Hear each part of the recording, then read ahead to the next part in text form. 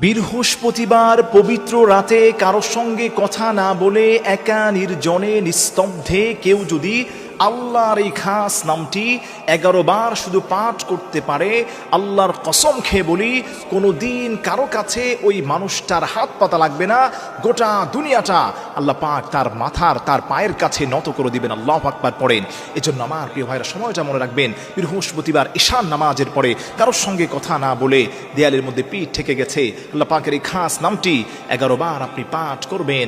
আপনি পড়বেন ইয়া ফাত্তাহু ইয়া ফাত্তাহু ইয়া ফাত্তাহু, হে বিজয় দানকারী, হে সফলতা দানকারী, হে সব জায়গায় উন্নত দানকারী।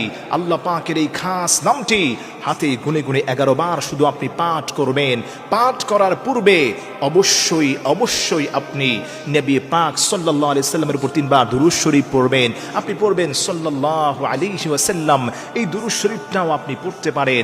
এই দুরূদ শরীফটা পড়ার পরে আপনি 3 বার পড়বেন দুরূদ শরীফ, তারপরে হাতে গুনে গুনে 11 বার পড়বেন ইয়া ফাত্তাহু ইয়া ফাত্তাহু ইয়া ফাত্তাহু, হে অনুগ্রহ দানকারী, হে বিজয় দানকারী, হে উন্নত দানকারী। এরপরে আপনি আবারও 3 বার পড়বেন সাল্লাল্লাহু আলাইহি ওয়াসাল্লাম সাল্লাল্লাহু আলাইহি ওয়াসাল্লাম।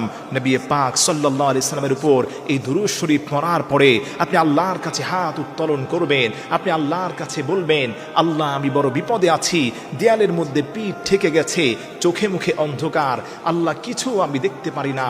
আল্লাহ হে ব্যবসায় নোকসান হচ্ছে, আল্লাহ আমি সফল হতে চাই, আল্লাহ তুমি আমার সফল করে দাও। তখন আল্লাহ বলেন, আমার গোলামটা আমার কাছে সফলতা চায়, এই পৃথিবীর সমস্ত সফলতার মাপকাঠি আমি আল্লাহ রাব্বুল আলামিন, আমি আমার গোলামটারে সফল করে দিলাম। আমার গোলামটা আমার এমন সুন্দর নাম ধরে ডাক দিয়েছে।